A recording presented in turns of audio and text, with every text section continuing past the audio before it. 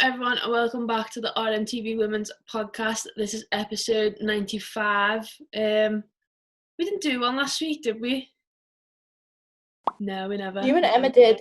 We did like a video, but it was just like it wasn't I didn't call it a podcast because I was like, we would only really focus on one subject, and I was like, it's not the vibes of the podcast. We have multiple things to discuss. It's got the right vibes. Yeah, exactly.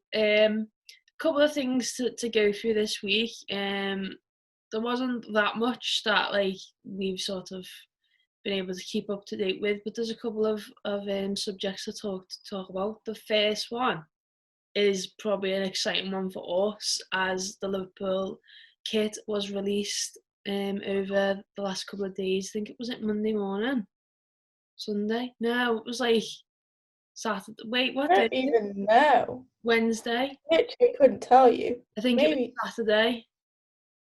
Yeah, it was like 8 o'clock in the morning on Saturday, and I woke up to see that the new kit had been released. And yeah, I mean, initial reactions, it was the one that was like that had been like circling for a while,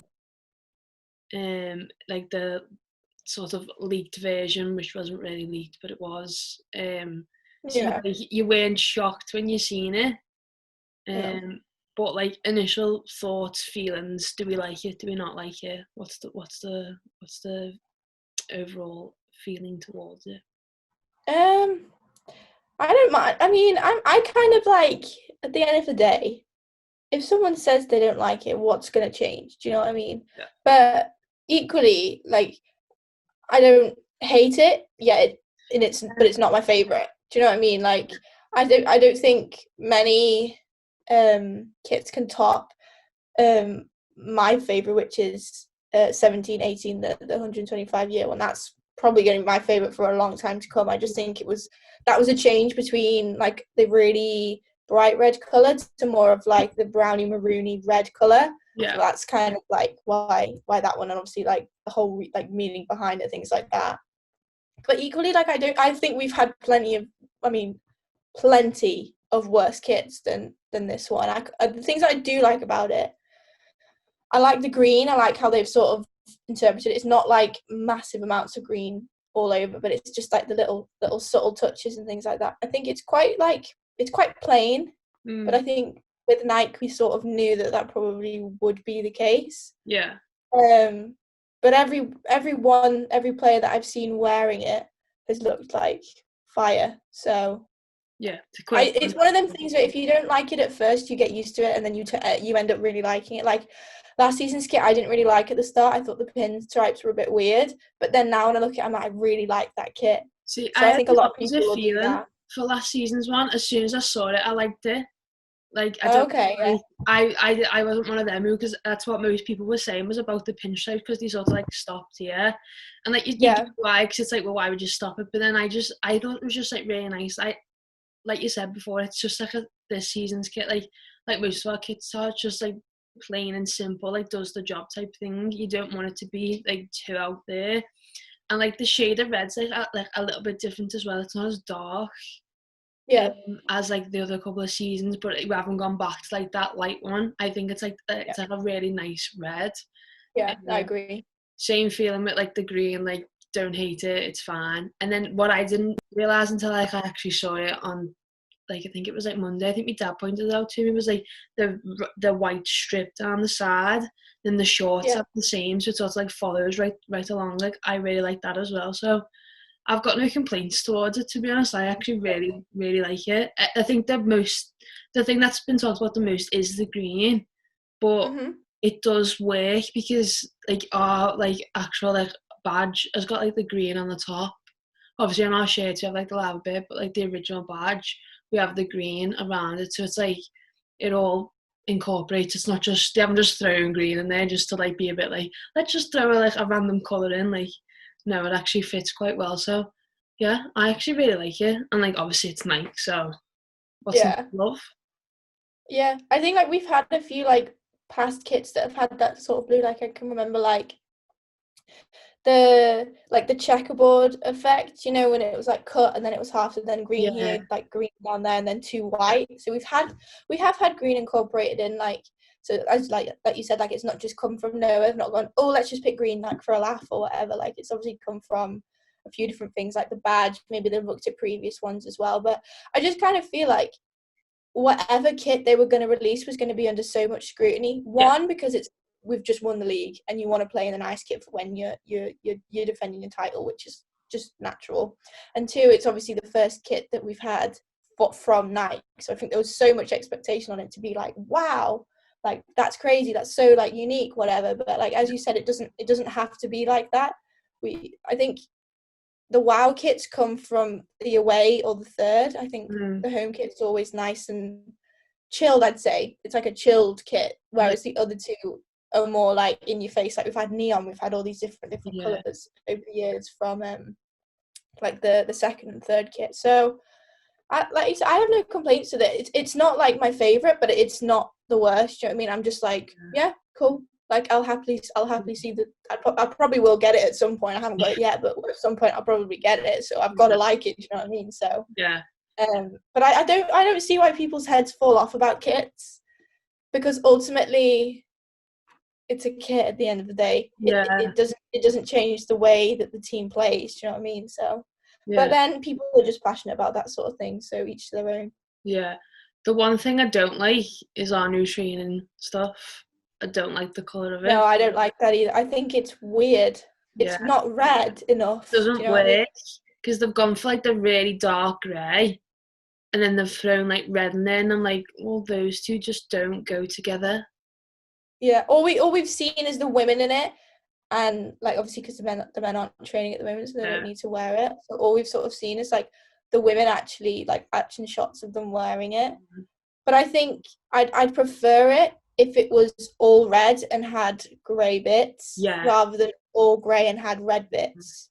So if it was like the other way around, I think that would look sound. But I just like, when I look at it, I'm not like, that's a Liverpool training kit. Like we've gone from having everything red and white, like the whole thing, like the AXA stuff last season, the whole thing was red and had a little bit of white on it, to it being completely grey and only a little bit of red. So it's kind of confusing. Like it doesn't scream to me Liverpool. Do you know what I mean? I don't like it. I saw it and I was like, okay. And then like, On Jepson, it looks good. As the manager stuff, I think it looks good.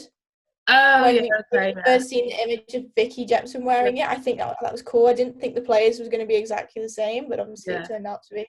No, I first saw it and I was like, okay. And then I thought, oh, it might like grow on me over the next couple of days. And I just keep looking at it and I'm like, no, I'm not a fan. Like, just can't. The colours just don't work. And no, not a fan on that. But actual kit, sound, no complaints. One thing I did like is obviously Mel Lawley was modelled it for the women's team, and obviously she's like a Nike athlete, so it ties in well with her playing for Liverpool and us having a Nike kit now. But it was just nice to see like her involved, and obviously we've had like the women involved before, but it's just nice that like the trend keeps going and it's not just you don't feel like it's sort of like we have to include them type of thing. It's more so just like like the women's have the same kit, so why not have a women's player model in it. I would have liked to have seen more of them though, but obviously Nike have done the whole thing with whoever's a Nike athlete for our teams and whatnot. So I think it's a nice touch as well. Like as you said, it doesn't feel forced. I think obviously it probably does have a lot to do with the fact that she is sponsored or whatever. I couldn't remember actually if initially she was sponsored by Adidas or Nike, because I feel like it changes all the time. All of them change, so it's confusing. Because I think she used to be with Adidas, I want to say, but then recently, I think or whatever. I think it might have only been last season that she went with Nike, I want to say. No idea. Either way, it was not. It was nice. I agree with you though. It would have been nice to see maybe a few more, and maybe a couple more of them could have been involved with that video that dropped. That would have been cool, because it kind of was just mainly the men. But I guess like if they're looking at it from a marketing like perspective, which they are, they're probably going to sell more using Van Dijk than they would be with. Well, that's the thing. Like thinking about it now, that whole like when the first video dropped of them all on Zoom with each other, it would have been nice if like Mel would have joined, and then like maybe like Sophie Bradley Hawkins the captain, or like Fahy or someone else like joined in like the Zoom with them, and like had a discussion about it as well. Like that probably would look nice. But like you said, if they're gonna go for the most marketable people, and that is the men's team. So yeah, it's like they'd rather have Van Dijk sitting there selling it, wouldn't they? So yeah, that would have been nice, but whatever. Like it's okay. Not going to lose sleep on it, are we? No, exactly. But yeah, so yeah, I think overall feeling is happy with it. No complaints, no qualms. Is what it is. It is what it is. It is. But yeah, I feel like we're both pretty chilled about the whole kit thing. Like we're not outraged. We're not outraged by much. No, so don't get. I don't think the kit's going to make us outraged either. Yeah. I took to Twitter and Facebook and Instagram this morning to ask if any of you had any topics that you wanted us to discuss on today's podcast. And Sheriff B123 on Twitter said, the Spanish women's top flight has 18 teams next season. Is it time for the WSL to expand? Perhaps a championship playoff as big one-off games generates a lot more coverage and attention in the women's game. And that's like a good thing to think about, to be honest, because that's a brilliant question. Yeah, really good question. I think we've discussed it like before about maybe the WSL needs to expand to include more teams in it. Yeah, I'd like to see more. I would like to see a bigger league. I think it would be better. And like the idea of having like a championship playoff, like they do in the men's championships, like really exciting as well, because you always feel so harsh for the team that finishes in second, and like you say, third, fourth, fifth, whatever. I don't know how it goes in the championship thing. It's like the top 6 teams all play against each other at some point, isn't it? But yeah, that would be nice. But then you probably couldn't do it that way because there's not that many teams in the league. So you couldn't have like the top 6 play each other, like do like playoff finals, because I don't think it would quite work the same. Yeah, I think you could maybe just tailor the number of teams to tailor the number of teams in the playoffs to the amount of teams maybe in the league. Like top 4 then.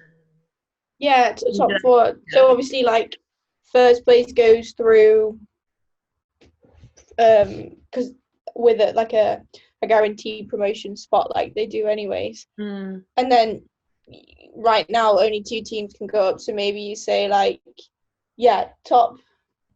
It's difficult because maybe you just do second and third, then play each other in like a playoff final. Yeah, that's to determine who goes up. But yeah, it's difficult. But I love that idea. I think it would be great, and it gives teams that probably know that they're not going to win that league and a second opportunity to really motivate themselves. I think that's a really, really good idea, and I'd love if they started doing it. But I'm not sure. It's logistics that play into it, and I don't think the league's quite there yet. Especially WSL is, but championship I don't think is just there. But we'll have to see how it goes. I think the whole like go back to did they say the Spanish team has 18 leagues or something like that, which is crazy. We do forget like the football pyramid in England is there. Do you know what I mean? There's obviously the National League, the Northern Division. Yeah. Is it in women's, something like that? So there are these different leagues. They just don't get enough coverage, I don't think. But it's a progression. So hopefully in the next few seasons we'll start seeing the league below the championship, which I think is the National Division. Don't quote me on that, but that might start getting a bit more like publicity and whatever. So then it feeds through. Yeah, no, I think one thing that like that tweet points out to me as well is like the Spanish team has 18 teams from next season. How much has like Spanish women's football grown in the last like year? It's like so crazy to think about. Like literally like 2 years ago, probably when we started this podcast, I wouldn't have been able to tell you one thing about like Spanish women's teams like at all. Like Well, neither. wouldn't have been able to sit down and have a conversation with anyone about it. But the progression, I think that's like largely due to how well the Spain national team's doing as well. Like they've really put like Spanish women's football on the radar in the last couple of years. But yeah, like you're saying, it's the whole logistics of it. I think probably in the next couple of seasons you will see both like the Super League and probably the Women's Championship grow to like more to have more teams in it. But it's how you work it then, because who then gets like the extra few spots in the Women's Super League type of thing. Do you know what I mean? Like, Yeah. how are you gonna say to clubs, you can have it but you can't? Is it again gonna go on who can afford to do it? Who's gonna, all those type of things. So there is a lot to think about in it, but it's definitely like, I think it's definitely conversations that are like being discussed like as we speak in terms of just the expansion of the women's game in England itself. Yeah, for sure. But I think it's like it's moving in the right way, and if people go about it properly, I don't see it faulting or being an issue. So I think that's the long term gain. And if you see the other teams doing it, hopefully it's a sign that it's possible. So then the rest can sort of do it as well. Yeah. If people didn't see my face there, I just realised I left a tea bag in my cup. Oh. I was like, what's that at the bottom of my tea? And it's a tea bag. So I hate when that happens. in a rush I was, because I was like, let me just make myself a tea, and then yeah. So I mean, I did say no rush. You did, to be honest, but I mean, I genuinely thought I took it out, like, but one of them days. Oh well, yeah.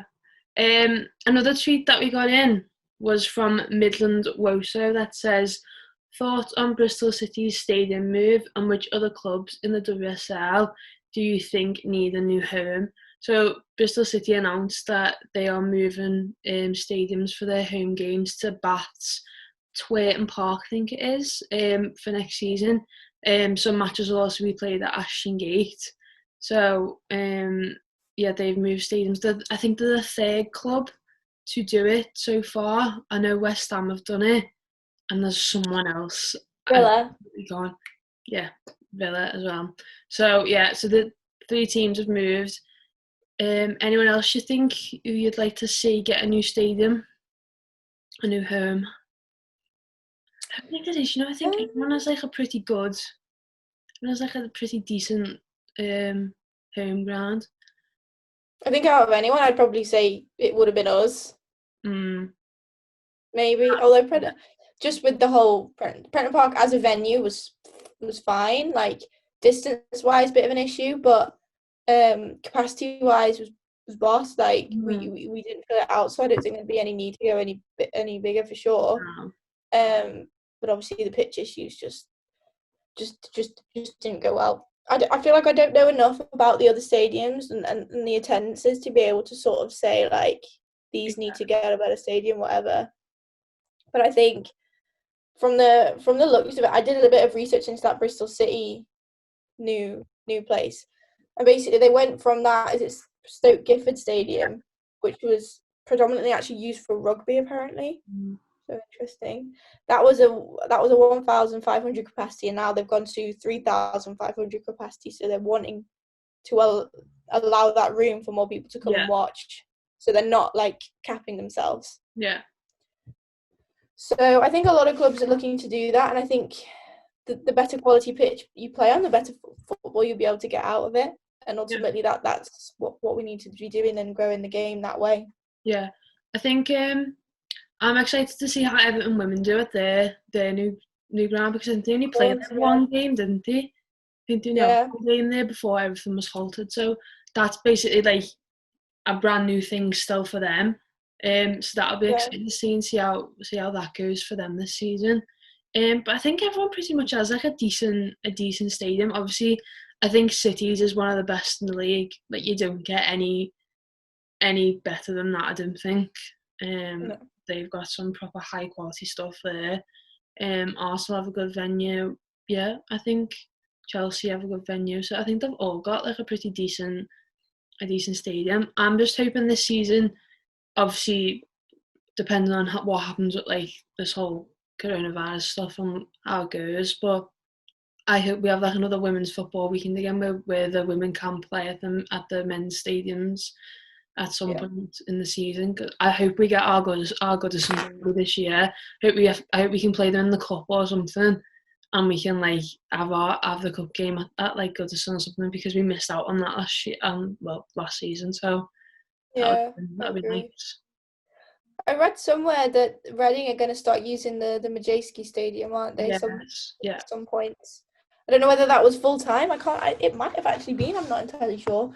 But obviously, either way, using it for full time or using it a bit is still quite exciting for So them yeah, and the fans to go. Well, as I said, like these clubs have obviously realised, just a few that we've mentioned already that are actually already moving. They've obviously realised that change needs to happen, and yeah, they want a larger area for the women to play. I think the West Ham one was big yeah. because I thought Rush Green was, could be wrong, I thought Rush Green was made for them or just occupied them. But obviously then they're moving it. It's Dagenham and Redbridge, isn't it? That which seems like a much bigger stadium. Yeah. That they're going to use their own. So that'd be good for them. Yeah, yeah, be exciting. I'm actually really looking forward to the new season now, like just to see how everything goes, and like it was unfortunate, like obviously what happened, because we were going through like so much progression in terms of like more people being involved in the game, and obviously it just all came to a halt. So I'd like to think that it's sort of gonna pick up where we left it um last I'd season. hope so. Yeah, fingers crossed anyway. Um, some other news just to run through quickly then. Jodie Taylor has signed for Lyon from OL Reign over in the States. Bit of like I think it is like a bit of a mad one. Like you weren't really expecting it, like her to be on their radar, and like no disrespect to her, like obviously, but I think we both said like off camera before, OL Reign and Leon obviously are like owned on like the same partnership now, so you've seen a lot of players go back and forth, like so yeah, I mean I'm not surprised that that's a deal, but then also I am, because it's like, oh okay, like Jodie Taylor's like signed for Leon, that's pretty, wasn't it? That wasn't a summer transfer I expected to be talking about. No, it's weird, isn't it? I think it probably does have to do with a lot with that link. Obviously, like no disrespect to whatever, Jodie Taylor would absolutely run circles around me like a Oh yeah. million times. Yeah. Um, but obviously it's only for like the remainder of the season, and I'm pretty sure a lot of the NWSL players are like, well, I'm not gonna have football for like 6 months, so Yeah. they're gonna need to go somewhere else. I think Rachel So I think Daly's in that it's same been longer boat. than 6 months, because the season wouldn't start till April next year, so it's essentially like 8-9 months. Literally, so yeah, that obviously comes into play. I think we'll see a lot of like swapping and shuffling around for the remainder of this season, anyways. Yeah. Whether that would be like WSL or Well, a lot the of players Spanish have gone league, the to French league. a lot of them have gone to Sweden. That seems to be the Oh, place to go for women's footy at the minute. A lot of them have gone there. nice. But that I ties feel in. like the, Oh, go on. Sorry. no, you finished. Sorry. No, no. Yours will be on that point. Go on. Okay.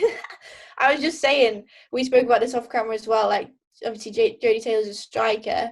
Yeah. Leon's striker, Hegerberg's still out with her. I think she's back in training, but she's not fully, like, competitive yet. Yeah. So maybe they're just wanting to bring in someone, because she's not going to be able to play every single game, Hegerberg, is she's still, like, Yeah. when she's easing back into it. So they're probably bringing in someone who's experienced enough to be able to hold up this team and be successful still while sort of easing Hegerberg back in. So maybe Jodie Taylor plays 60 minutes and Hegerberg comes on for the remaining 40, 45 odd minutes. Yeah. So But then you've also got to think about they've been playing Nikita Paris there.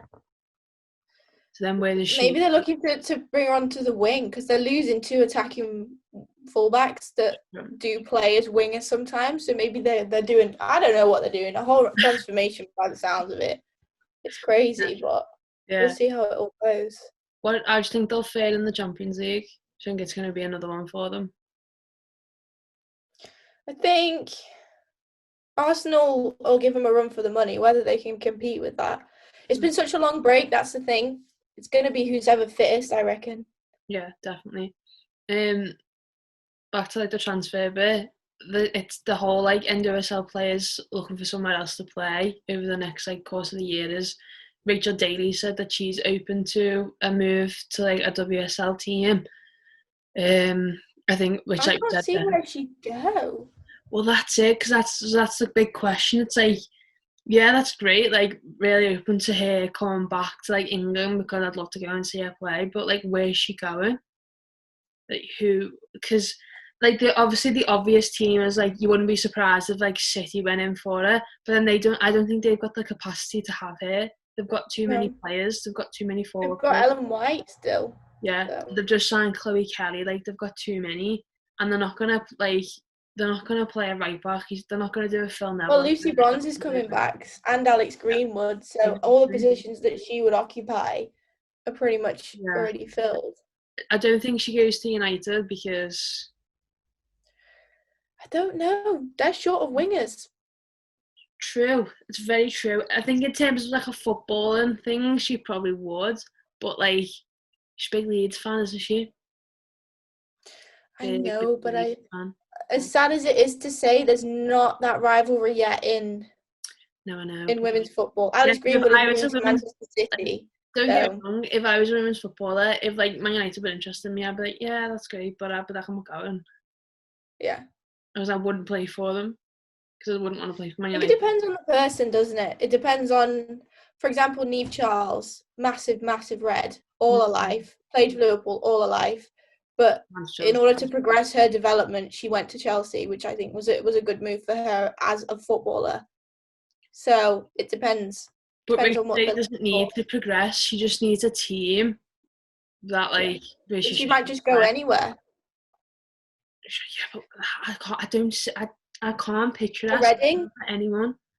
I don't know. Reading. Well, it's always going to be short term, isn't it? So I think she's going to go back to Houston Dash anyways, isn't she? So it's short term. So I think in that front, I don't think she'll mind as much where it is, because she knows she's not there for a long duration of time. That's true. Like, I mean, she can come to us if she wants. She's well and truly I'm game for that. Yeah, very welcome over here. Yeah, she can stay at my house if she wants. If she needs. She can't stay at your house because it's a bit far. She's from Harrogate though. No, but if she's playing for us, I'll give her a lift. I'll be her personal chauffeur. Come on. I'll be her personal chauffeur. You're right, Rachel. You're right, girl. Yeah. Come on, girl. Get in. Come on, get in. Getting me Ford. Some exclusives for us for the channel. Exactly. Yeah. It worked perfectly. It would. I can see it already. It's happening. Finally, just quickly mention, fixtures will be released on Friday, which is the 7th of August. So excited. Yeah, hopefully it's like we don't have to wait all day, and it's not like a 3:00 job where like, yeah, there's your fixtures. I hope I wake up on Friday and they're just there so I can have a look. Knowing our luck, it'll be like 10:00 at night. Yeah, more than likely. I wouldn't be surprised to see us play Sheffield first game or last game of the season. It'll be Sheffield first game, Durham second game, maybe like a Blackburn third game, and then Leicester fourth game, and then nothing, and then it'll be again Sheffield, Durham, and Leicester all together at the same time. Yeah. But then these teams should be scared of us as well, as much as we're nervous about them. Let's think of it like that. That's the attitude to have. Thank you. That's the best way to look at it. Everyone needs to look at it like that from now on. I agree. Everyone should fear us. Well, I'm pretty sure we'll make a video on fixtures, so keep an eye out for that on Friday. We'll do a reaction to our fixtures. But yeah, thank you very much for watching. Hope you enjoyed. Let us know your thoughts in the comments below. Where would you like to see Rachel Daly go if she does come back to the WSL? Who do you think Liverpool will get in their fixtures? Who are you looking forward to us playing next season? Let us know. Do you like the new Liverpool kit? do you like the new Liverpool kit? Let us know all your thoughts and feelings on that. But yeah, thank you very much for watching. Remember to like the video, comment, subscribe to the channel, and we'll see you all next time with a new video. Ta-ra. Bye.